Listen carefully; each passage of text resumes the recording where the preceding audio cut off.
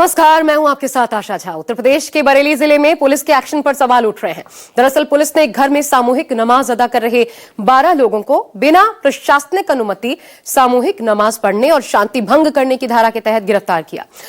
अब इस मामले पर सोशल मीडिया से लेकर सियासी गलियारों तक लोग सवाल उठा रहे हैं। क्यों? देखें रिपोर्ट में।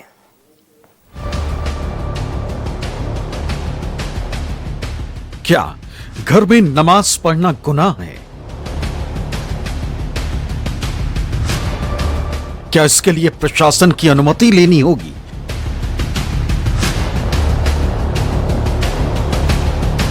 क्या सामूहिक नमाज से शांति भंग होती है?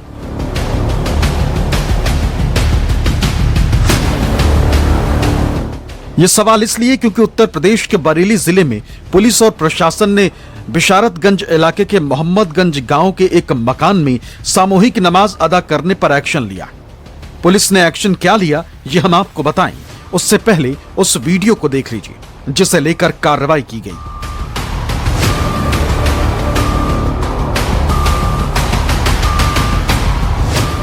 इस वक्त आपके सामने वही वीडियो है जिसे लेकर बवाल मचा हुआ है।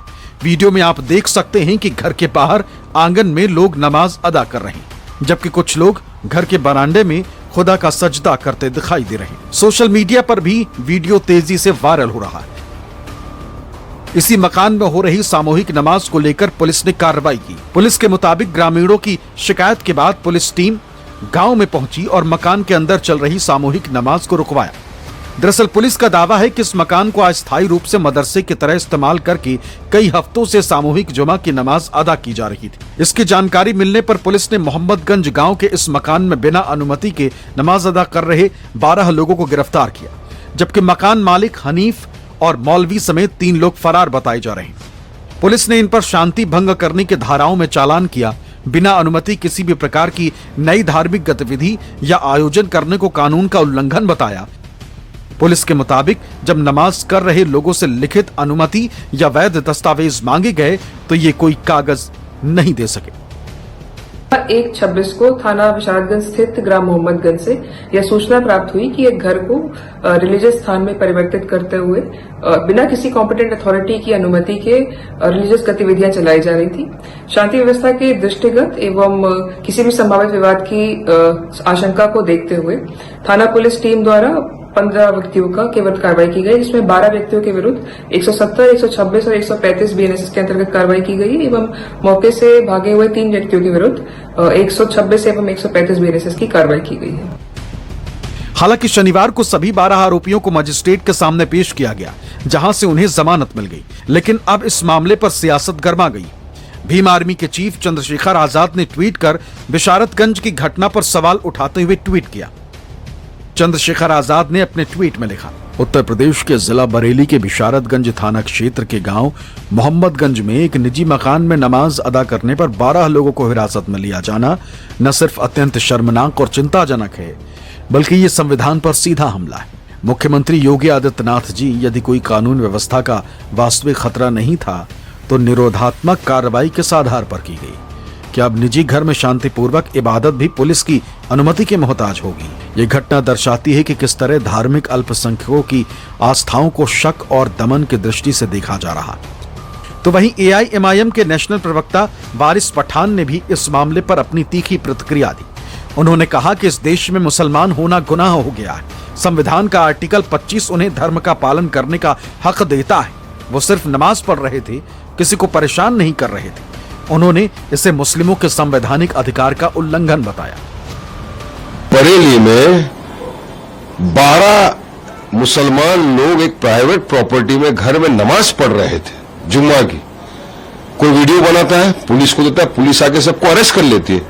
अरे कौन से कानून के तहत, कौन से कानून के प्रावधान के तहत आप इनको अरेस्ट कर सकते हो, हिरासत में ले सकते हो? संविधान का आर्टिकल 25 इजाजत देता है राइट टू प्रैक्टिस रिलीजन का। और कोई नमाज पढ़ रहे थे, किसी को तकलीफ नहीं दे रहे थे, किसी को डिस्टर्ब किए बिना अगर कोई नमाज पढ़ रहा है तो इतनी नफरत आप फैला दोगे?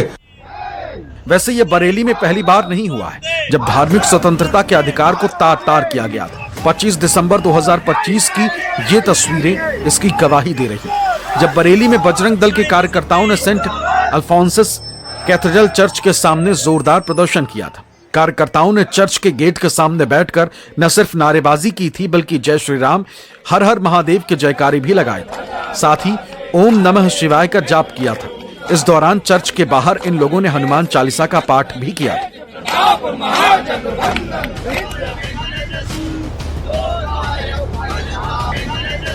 तब बजरंग दल के इन प्रदर्शनकारियों ने दलील दी थी कि चर्च में आयोजित क्रिसमस महोत्सव में हिंदू धर्म और समाज को गलत तरीके से प्रस्तुत किया गया।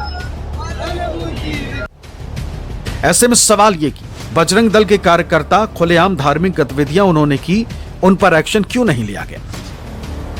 घर में शांति से नमाज अदा कर रहे 12 लोगों पर कानूनी कार्रवाई क्यों हुई? जब घरों में भजन कीर्तन किए जा सकते हैं तो सामूहिक नमाज क्यों नहीं की जा सकती? दरअसल पुलिस ने जिस घर में नमाज अदा कर रहे लोगों को गिरफ्तार किया था वो हनीफ नाम के शख्स का घर है। पुलिस के मुताबिक इस घर को अस्थायी मदरसा बनाकर नमाज अदा की जा रही थी। आइए आपको बताते हैं कि किन जगहों पर कैसे नमाज अदा की जा सकती है। नमाज के लिए साफ जगह का होना जरूरी है। सामूहिक या व्यक्तिगत तौर पर पढ़ी जा सकती है नमाज। घर में सामूहिक या व्यक्तिगत तौर पर भी हो सकती है नमाज। मस्जिद में इमाम के पीछे या बिना इमाम के भी पढ़ सकते हैं नमाज। विवादित जगह पर नमाज नहीं पढ़ी जा सकती। बरेली में पुलिस के इस एक्शन के बाद सोशल मीडिया से लेकर सियासतदान तक सवाल उठा रहे हैं। जाहिर है मोहम्मदगंज गांव में यूपी पुलिस की कार्रवाई का विरोध जल्द थमता दिखाई नहीं दे रहा है। न्यूज़ 24 के लिए बरेली से नीरज आनंद की रिपोर्ट।